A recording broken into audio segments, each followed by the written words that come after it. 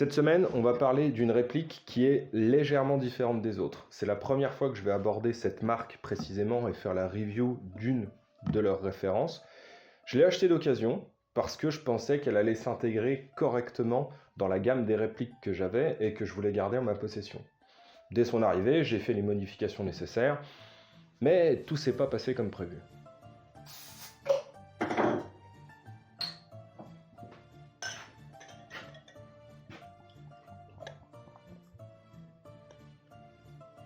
Oula, un petit peu énervé. Avant l'arrivée des beaux jours, on se refait une petite IPA. Ah, n'oubliez jamais, la mousse, c'est l'écrin de la bière. On pourrait en parler pendant des heures, mais vous n'êtes pas venu pour ça.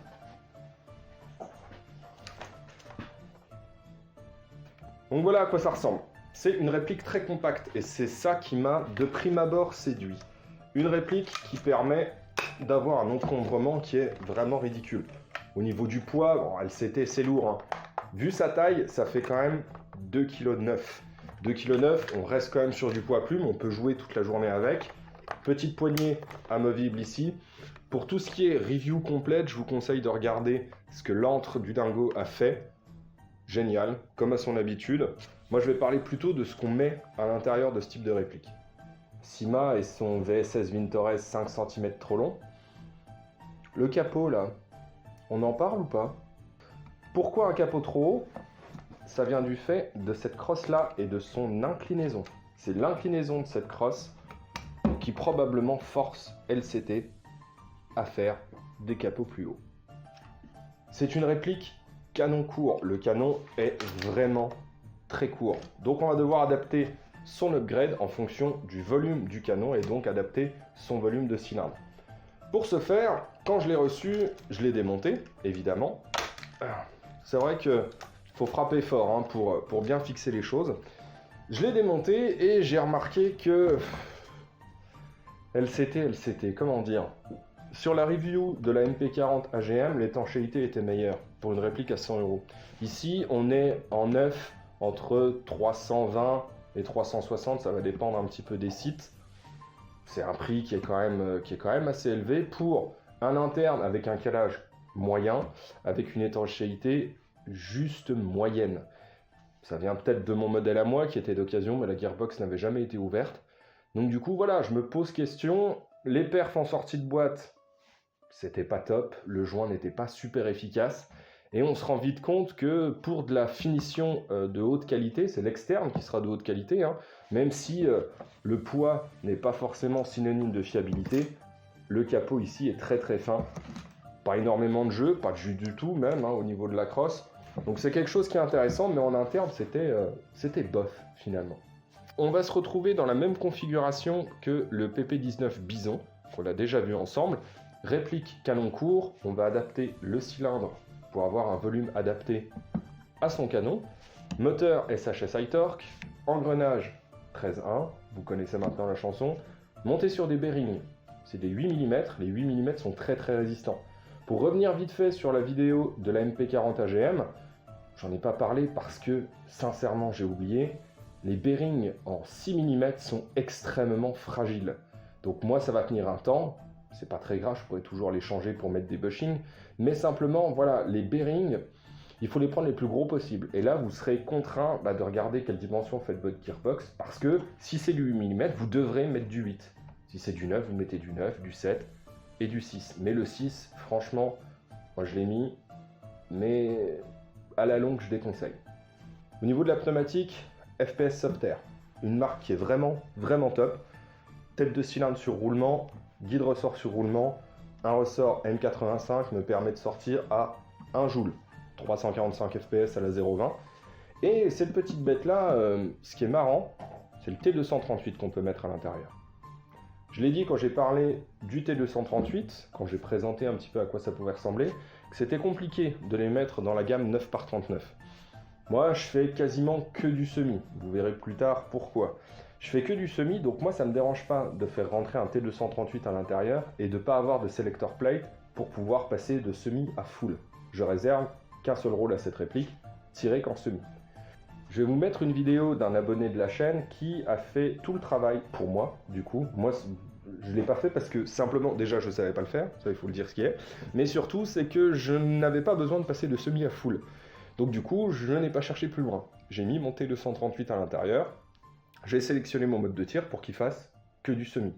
Et le sélecteur de tir qui se trouve sur cette réplique ici, bah, il est maintenant complètement factice. On tombe un petit peu sur le CIMA, sauf que celui-là est mobile.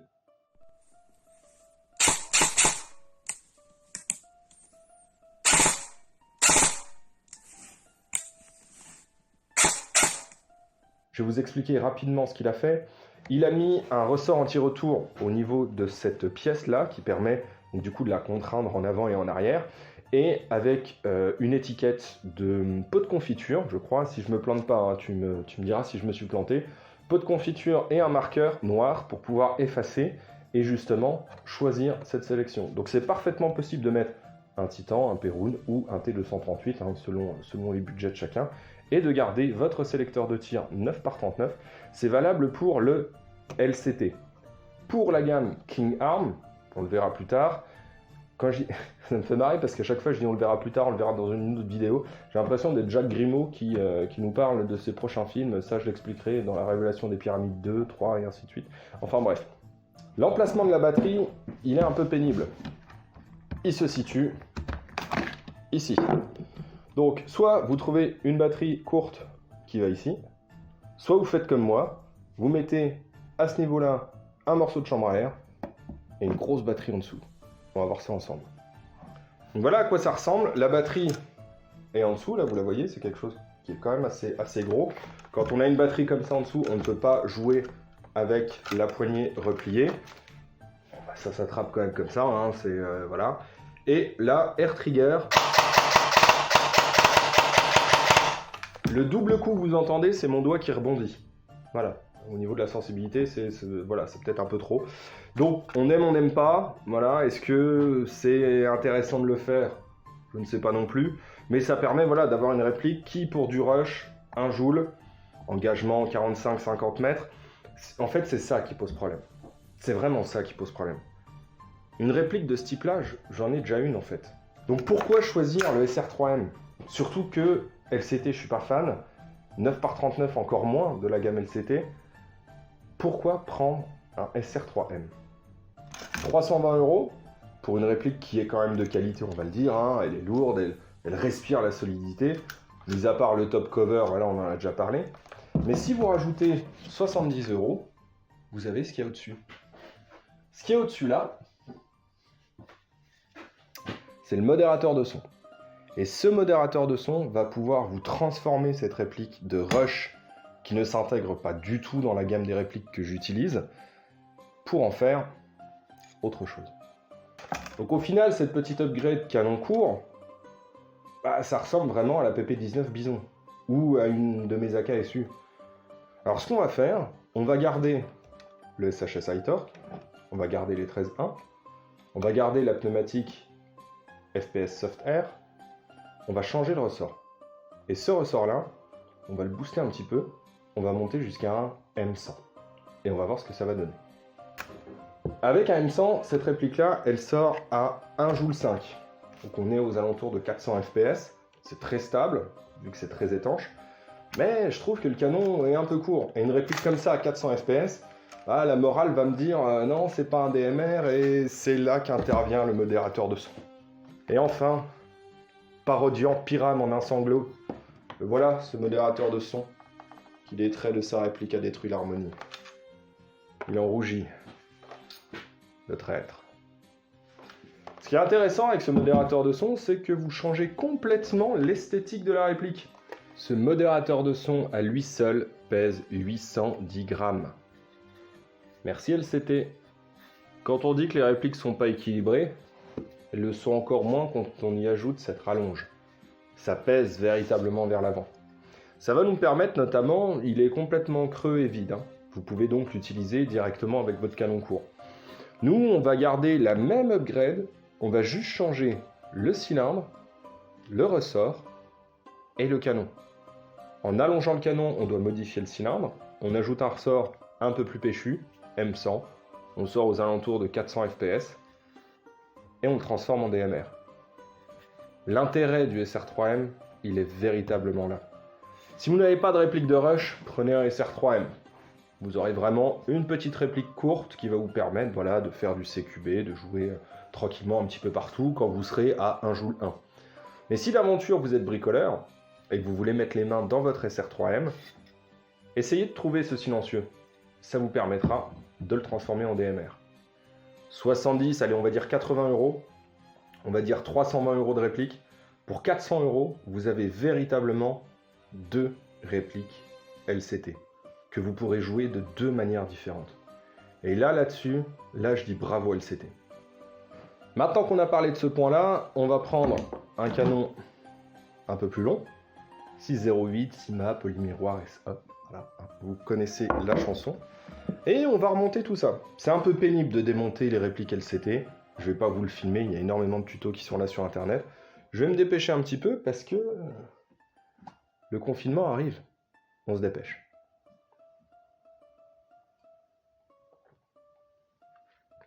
Enfin, on a le temps de prendre le temps quand même. C'est parti.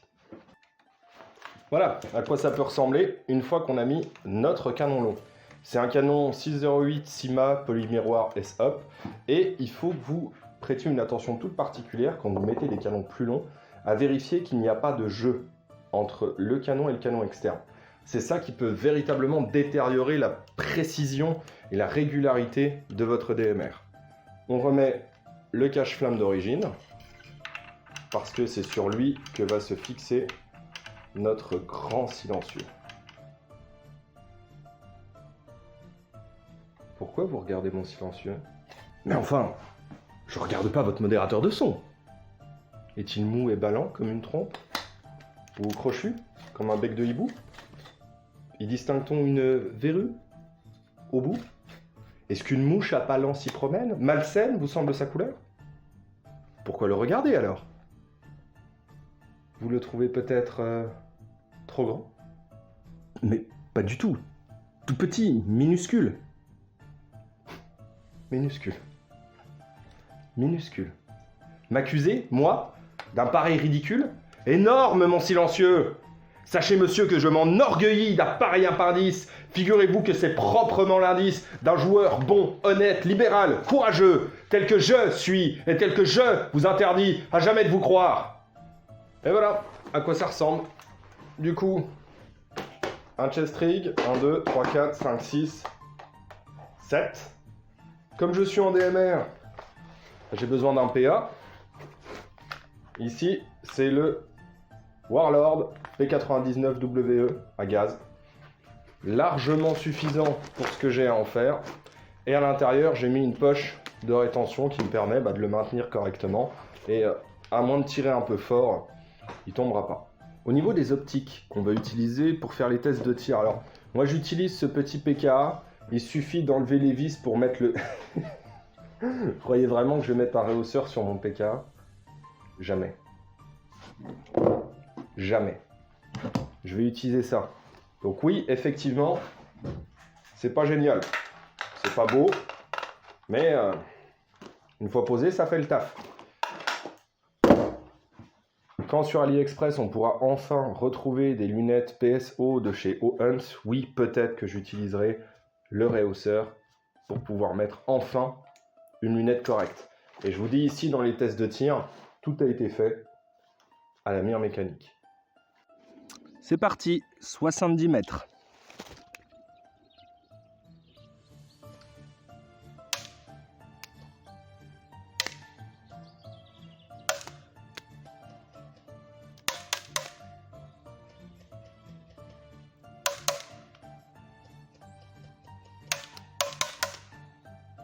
Bon, on va réessayer d'ici 70 mètres.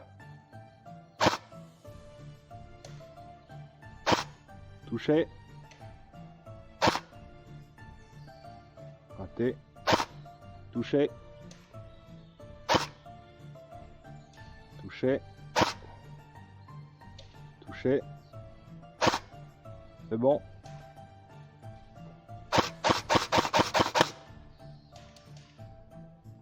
Bon. 70 mètres. On est à 1 Joule 5, c'est de la 0,43. Voilà, canon 608 S-Up Sima. À 70 mètres, Tyrion, il n'est pas du tout en sécurité. Hein. C'est ça qui est sympa avec les engrenages 13.1, vous le verrez et j'espère que ça s'entendra correctement, le son est très sec. Et un son très sec, très court, va être compliqué à spatialiser. Et comme le mode de jeu nécessite d'avoir la primeur de l'engagement, hein, les DMR, voilà, ça ressemble à peu près à ça, bah du coup, c'est compliqué de s'en sortir.